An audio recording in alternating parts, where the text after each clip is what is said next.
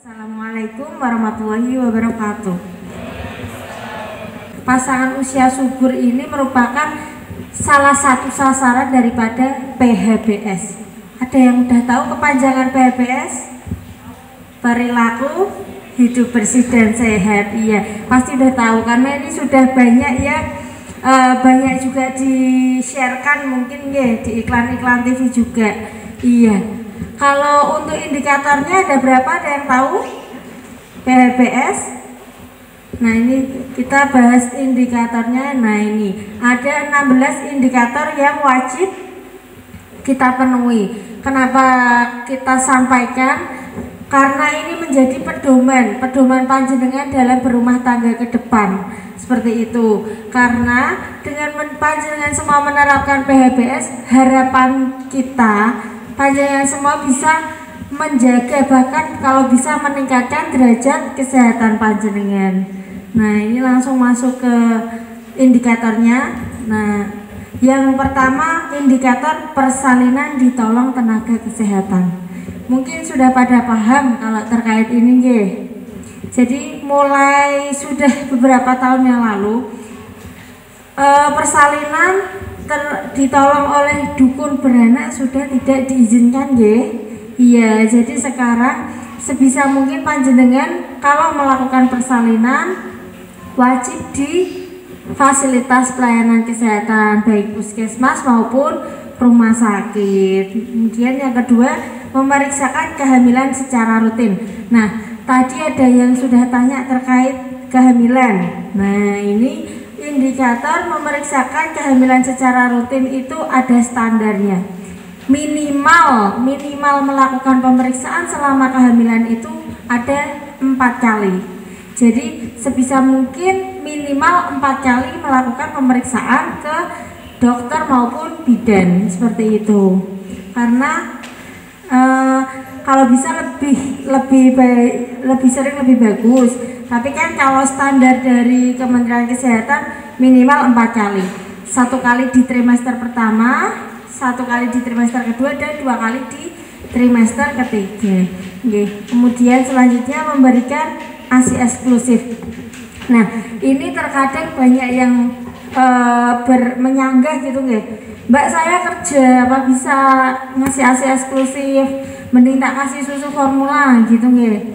Sekarang semua instansi atau tempat kerja sudah menyiapkan yang namanya pojok ASI.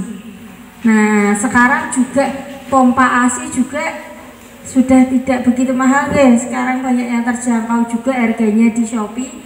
Bisa menggunakan itu nggih Mbak. Jadi diusahakan mulai usia 0 sampai 6 bulan panjenengan berikan ASI eksklusif. Untuk setelah 6 bulan boleh dicampur dengan susu formula, tapi diusahakan untuk 0 sampai 6 bulan panjenengan paringi ASI eksklusif gitu.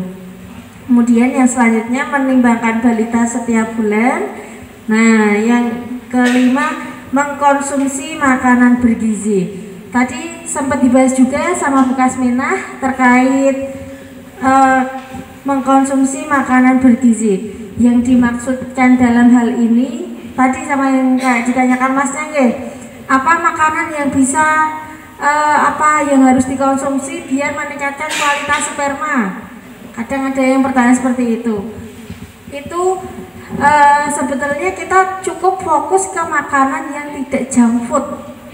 Kalau zaman sekarang kan kebanyakan anak-anak kalau jajan itu lebih ke junk food nggih, seperti kayak fried chicken, seblak, mie ayam, bakso. Nah, itu yang mulai dikurangi. Tidak menghentikan tapi mengurangi. Jadi yang awal frekuensinya ketika jenengan main atau pergi sama pasangan makan seblak bareng, nah bisa diganti makan makanan yang lain. Jadi malah yang lebih sehat itu lebih ke kayak makanan rumahan seperti sayur. Kadang kan ada yang tempat makan sekarang banyak yang menyediakan menu rumahan. Rumah makan itu kan lebih menyediakan makanan rumahan nggih. Nah, itu lebih sehat dibandingkan panjenengan beli yang jenis seblak, bakso, mie ayam gitu. apalagi yang niat ini setelah menikah langsung program hamil. Nah itu sudah mulai bisa diubah pola makannya. Yang awalnya suka minum minuman Thai tea kayak gitu siapa? Kadang Thai tea atau kadang suka es nyoklat gitu nggih, boba. Nah itu sudah mulai dikurangi. Yang awalnya jenengan setiap minggu berapa kali bisalah dikurangi sekali aja.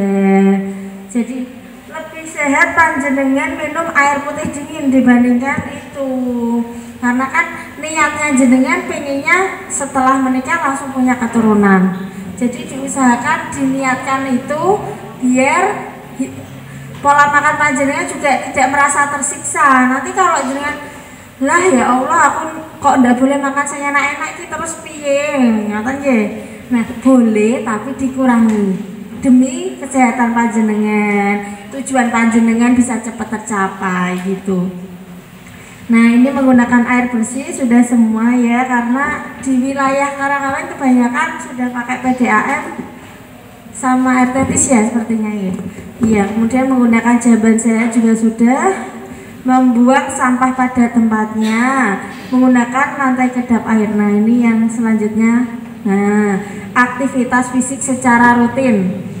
Ini yang tadi juga tanya tips cepat hamil atau biar kualitasnya sperma atau sel telurnya bagus, tidak cuma dari pola makan tapi juga aktivitas fisik. Misal panjenengan, Mbak saya kan kerja Senin sampai Sabtu, ya minggunya dipakai aktivitas fisik, nggak usah yang berat-berat, cukup panjenengan jogging aja berdua atau jalan-jalan, yang penting keluar keringat sebentar, nggak perlu yang sampai berjam-jam. Kadang ada yang apa saya harus senam harus ini, tidak, yang penting panjenengan gerak, cukup gerakan sederhana minimal 10 menit itu sudah menjadi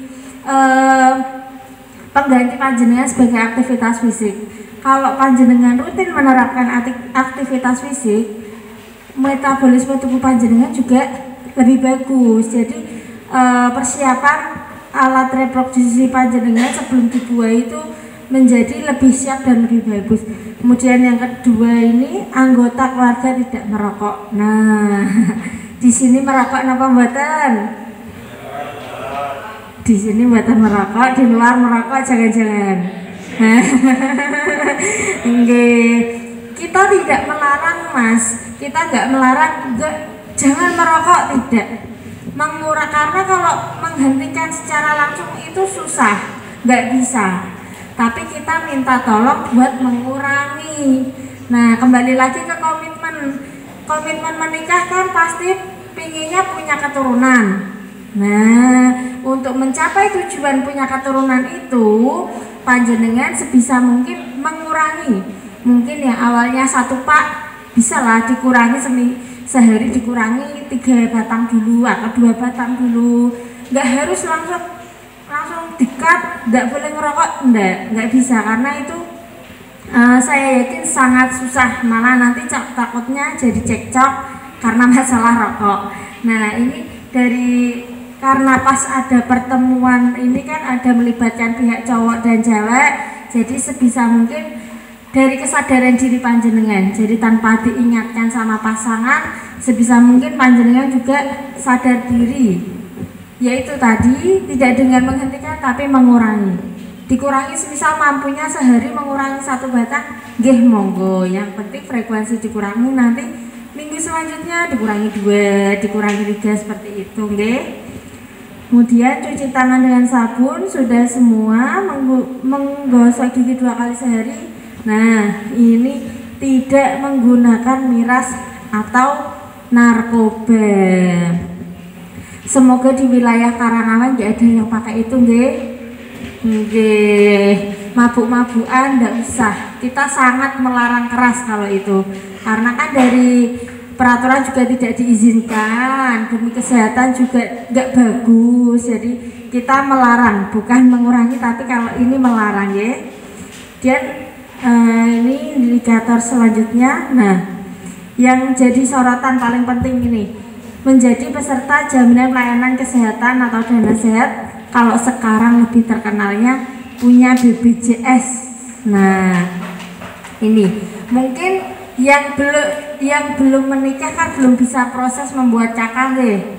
Nah, ini kita mengingatkan buat panjenengan semua, karena ini proses menuju pernikahan atau ada yang sudah menikah. Itu nanti kalau sudah menikah diusahakan panjenengan segera mengurus kartu keluarga, karena kan proses pembuatan BPJS itu kan tidak bisa langsung. Jenengan harus bikin KK dulu, nanti BPJS-nya biar disatukan. Jadi kan disarankannya panjenengan punya BPJS. Karena apa? Jadi nanti kalau semisal panjenengan setelah menikah, ya semoga saja langsung diparingi keturunan, ngoten ya. Kalau periksa-periksa kan panjenengan tidak terbebani oleh biaya seperti itu. Termasuk dalam persalinan sekarang pasti fasilitas pelayanan kesehatan baik puskesmas atau rumah sakit pasti menanyakan BPJS-nya. Kita ya mungkin ada yang beranggapan saya mampu umum seperti itu, tapi kan kita nggak tahu kondisi ekonomi, apalagi ini kan termasuk kategori rumah tangga baru nggih. Jadi diusahakan kalau ada usaha preventif atau pencegahan, tips-tips biar tidak terjadi masalah ke depan, kenapa tidak gitu nggih. Sekarang kalau BPJS udah ada, jenengan sudah hamil kan ayem, ndak perlu was-was mikir. Ya kalau diparingi normal alhamdulillah. Kalau semisal seksio atau sesar kan juga tidak menjadi beban pikiran dari panjenengan, karena banyak sekali permasalahan begini. Sudah menikah terus sudah mau melahirkan baru mengurus BPJS, sedangkan itu sudah 9 bulan.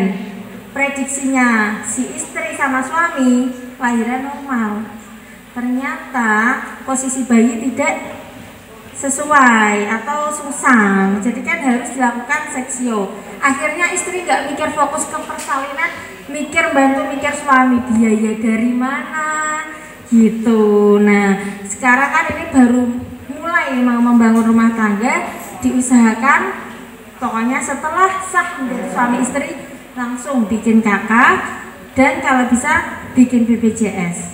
Kan sekarang juga dipermudah, misal nanti ada yang mau ikut program pemerintah kan ada guys sekarang guys, PBI itu nanti juga bisa segera mengajukan. Jadi jangan ditunda karena itu dampaknya sangat besar ke depannya seperti itu. Sampai di sini ada yang mau ditanyakan? Sudah, mungkin cukup sekian dari saya. Mohon maaf bila ada salah-salah kata. Wabillahi taufik wal hidayah. Wassalamualaikum warahmatullahi wabarakatuh. Wassalamualaikum warahmatullahi wabarakatuh.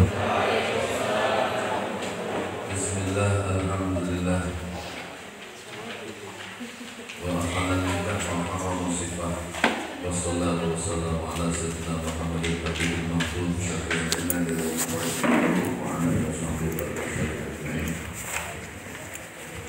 Langsung saja berfokus pada kepala beserta jajarannya, teman-teman penyuluh yang sangat saya banggakan, calon pengantin yang saat ini yang sedang berbunga-bunga, sedang berbahagia, sedang deg-degan, sedang semuanya bercampur menjadi satu, rasa dingin, rasa panas, rasa tidak bisa tergambarkan dengan bentuk kata-kata yang sangat saya cintai. Langsung saja, sebelum mungkin tadi ada materi yang mungkin terselip, untuk itu sebelum kita mulai saya bertanya dulu. Kalau yang bisa jawab berarti jawabnya juara. Sebab kenapa Anda laki-laki dan perempuan kok bisa bersatu menjalin dalam satu pernikahan? Sebabnya kenapa? Sebabnya kenapa ada orang laki-laki yang berbeda ini sekarang kok bisa mau bersatu padahal asalnya jauh berbeda. Sebabnya kenapa?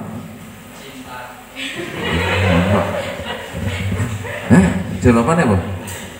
Jangan terpengaruh. Jawabannya apa? Yang asli gak bisa bersatu. Jawabannya aslinya apa? Terpaksa. Lah ya apa?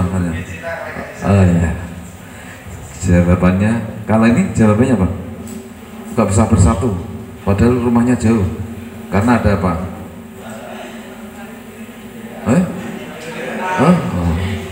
Yang jelas jawabannya adalah karena cinta. Berarti kalau tidak karena cinta berarti terpaksa. Ada yang terpaksa? Ada? Oh. Ada yang bisa menjawab lagi. Kalau suka lawan katanya adalah duka. Kalau senang lawan katanya adalah sedih. Kalau benci lawan katanya adalah rindu.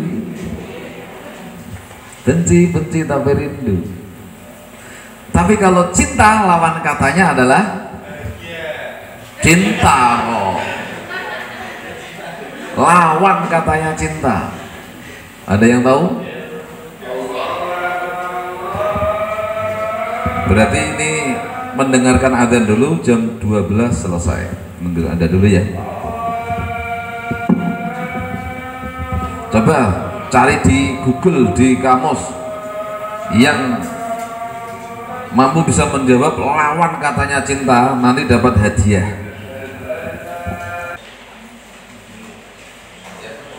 Tadi ada yang jawab tadi siapa? Lawan katanya cinta? Tidak. Dulu ada yang lain? Loh, lawan kata. Wih, bahasa Indonesia jadi bahasa Jawa. Wih.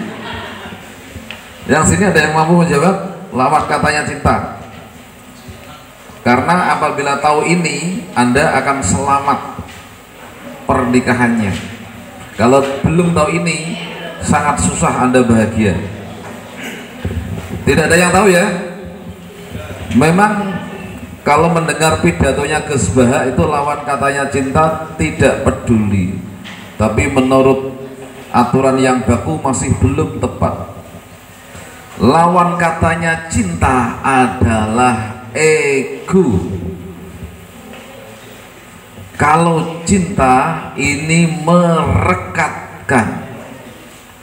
Tapi kalau ego itu memisahkan.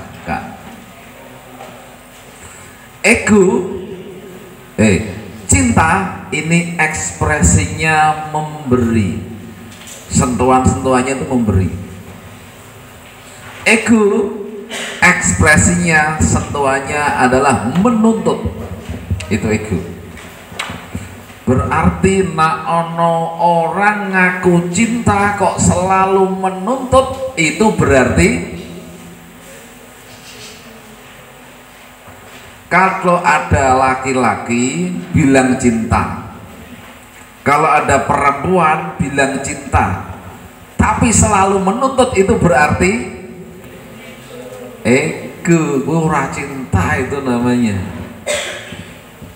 Tapi kalau cinta ekspresinya memberi. Dek, pulsamu habis? Ya, ini langsung kirimi. Dek, mas sampean kesel ya, tak peceti ya. Itu selalu memberikan sentuhan-sentuhannya seperti itu namanya cinta. Cinta itu selalu berebut untuk memberi. Ini berarti ini menandakan benar-benar cinta. Kalau dia selalu menuntut, maka bahaya, karena ego ini nanti memisahkan. Kalau ada pasangan di sini egonya keluar, di sini egonya keluar, ini nuntut A, ini nuntut B, bisa dipastikan hubungan ini akan hancur karena egonya. Ego itu yang dituntut biasanya ada 3. Ini harus tahu. Apa itu? Yang pertama adalah kepentingannya. Lanang duwe kepentingan dewi, wedok duwe kepentingan dewi. Yang kedua adalah nilai. Ngerti nilai? Biasanya nak wong lanang nilai ini itu tidak berupa duit. Apa nilainya?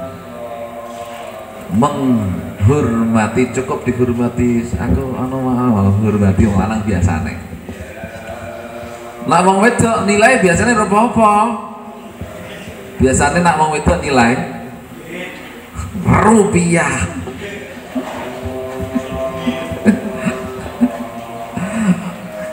Yang ketiga yang dituntut biasanya berupa ukuran.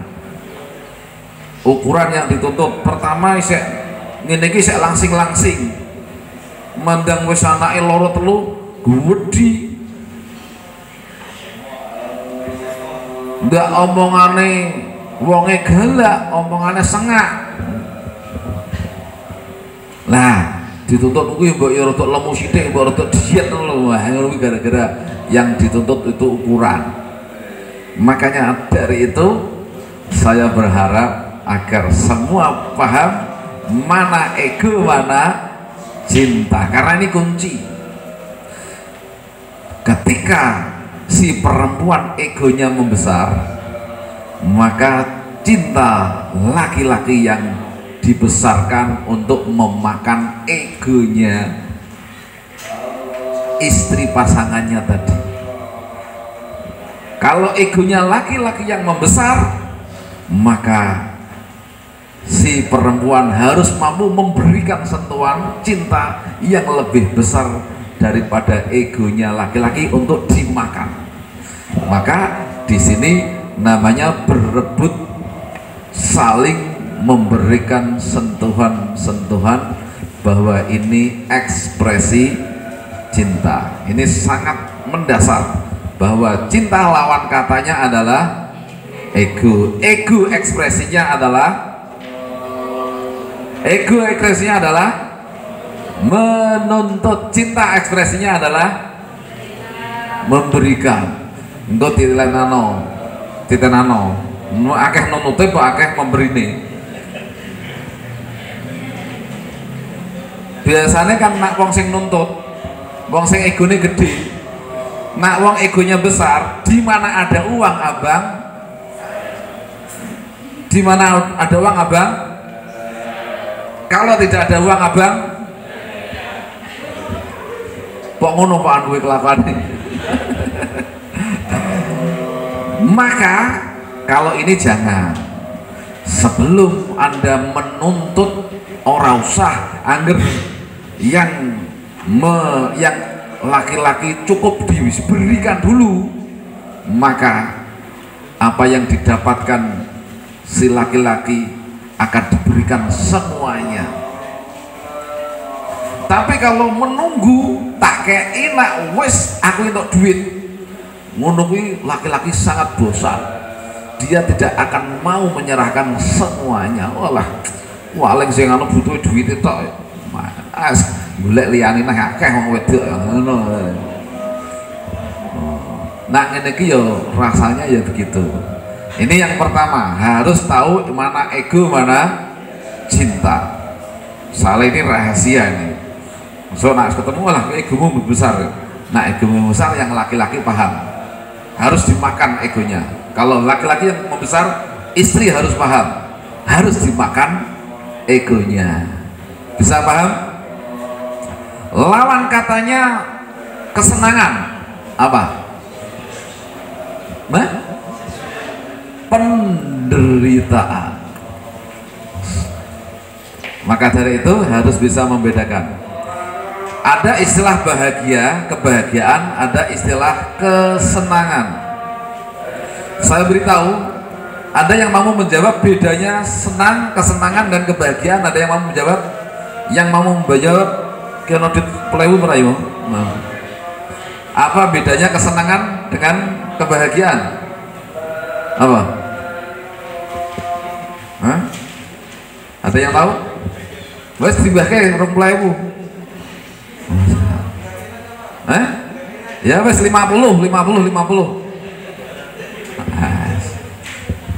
Aman, alhamdulillah, rasa terjawab.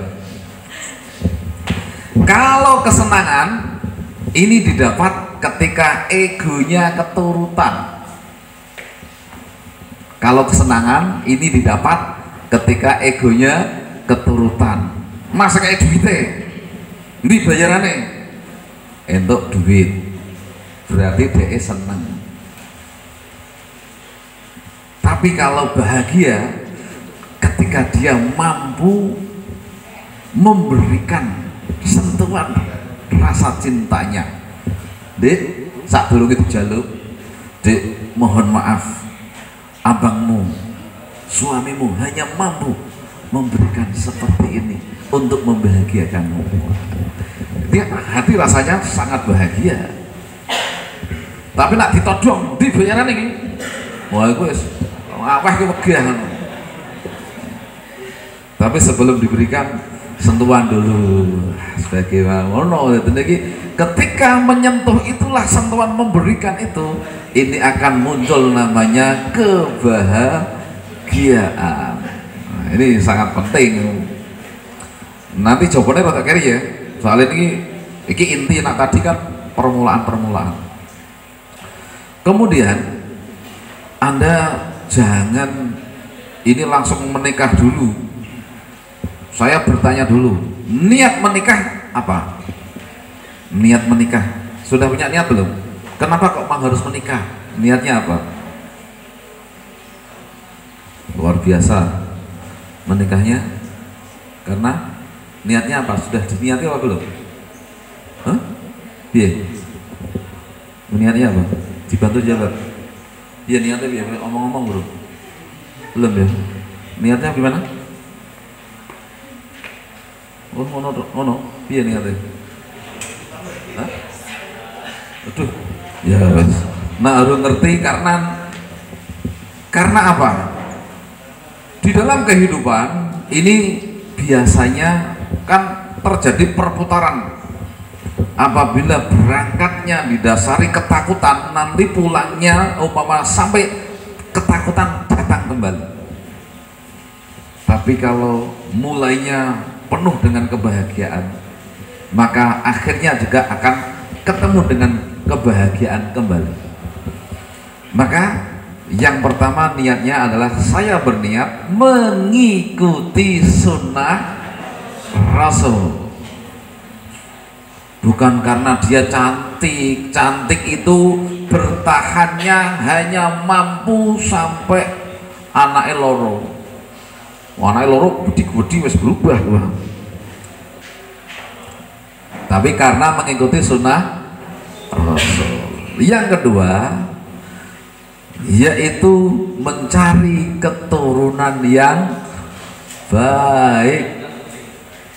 Orang golek wedokan mencari keturunan yang baik. Yang ketiga adalah akan memulai kebahagiaan, untuk mulai mendapatkan kebahagiaan.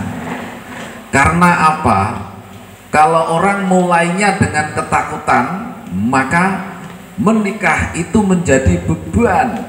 Tapi kalau mulai kebahagiaan, maka keluarga, istri, anak itu adalah pembangkit semangat untuk mendapatkan kebahagiaan.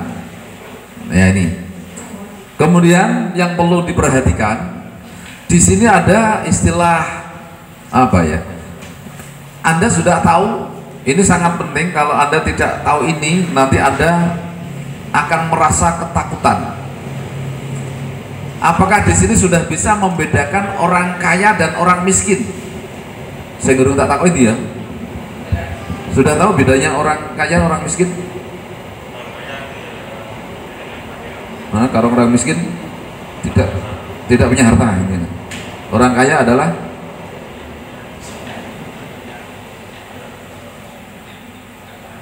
Orang miskin adalah orang kaya adalah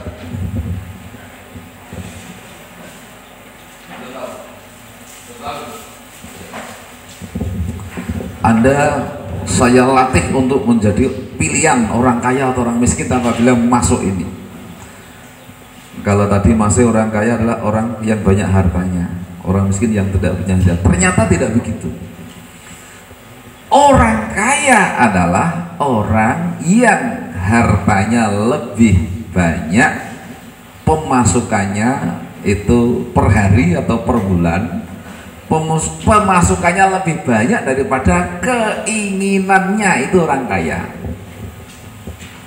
Tapi kalau orang miskin, keinginannya lebih banyak daripada pemasukannya. Ono wong pemasukannya sedino satu bulan 1 miliar. Sugih sedikit apa banyak? Sedikit apa banyak? 1 bulan 1 miliar. Hah? Ternyata keinginannya lebih banyak. Wah, nak 1 miliar nak bojo siji ya minimal selingkuhane 4 ngono ya jalan. Selingkuhan siji kudune nukokke omah siji. Saelek-elek omah 300 juta ping 4 piro ki? 1 miliar 200 malah kurang ya jalan. Ngurung cicilane dan lain sebagainya. Kurang. Karena keinginannya lebih banyak daripada pemasukannya. Tapi dia 1 bulan, 1 hari lah, 1 hari ini pemasukannya hanya 50.000. 1 hari pemasukannya berapa? 50.000. Tetapi keinginannya tidak sampai 50.000 lah piye? Meh mangan, Mas, mangan jogo piye? Wah, aku ora pengen mangan omah masak dhewe wis. Beras nandur dewi rakalo, alhamdulillah.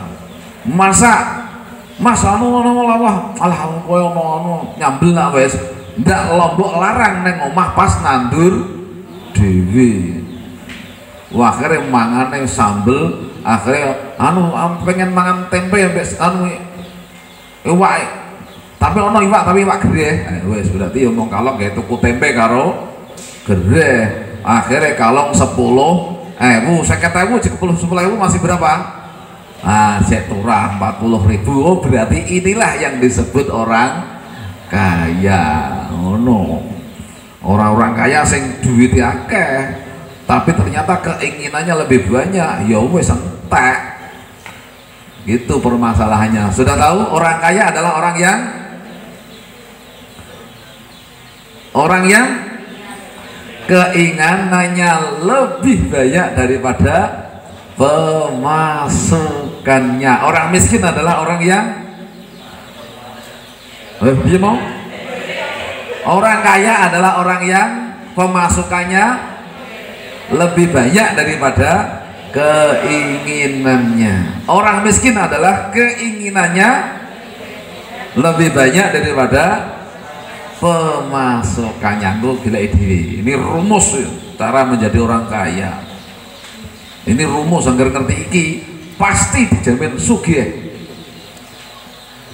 Yang terakhir ini adalah untuk tadi kan niatnya mencari mengikuti sunnah Rasul. Yang kedua mencari keturunan yang baik. Maka ketika kita ingin mengumpuli istrinya, jangan langsung koyok kebu ambek sapi.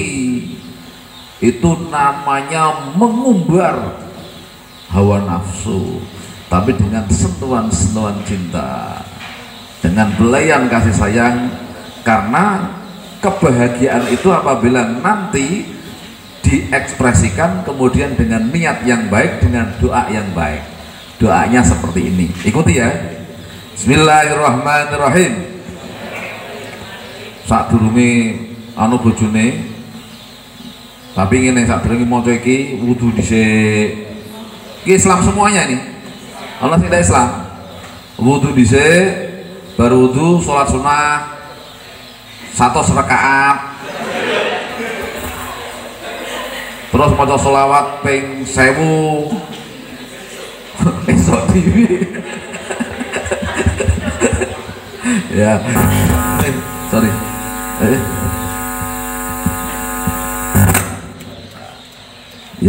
Ya wudu, minimal wudu aja, baru wudu, syukur-syukur sholat, tapi harus penting wudu intinya.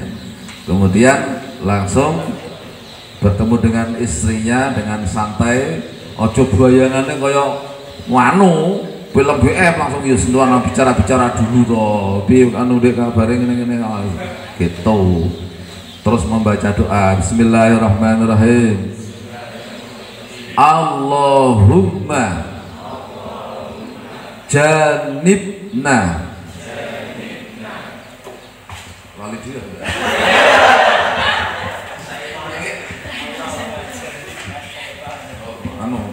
Allahumma janibna wa janib ma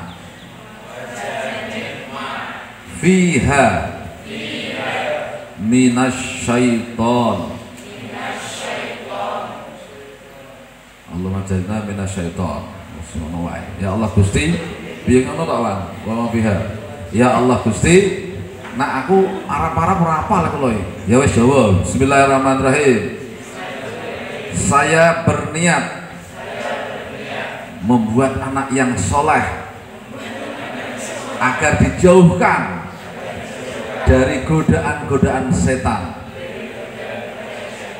Demikian halnya anak yang keluar dari ini, dari hasil ini bahasanya ngono. Tapi niat malah diomongke ora apa-apa. Allahumma janibna wa janib ma fiha minasyaitonir rajim. Ya Allah Gusti, semoga saya dijauhkan dari orang nggawa donga iki setan kok melu run.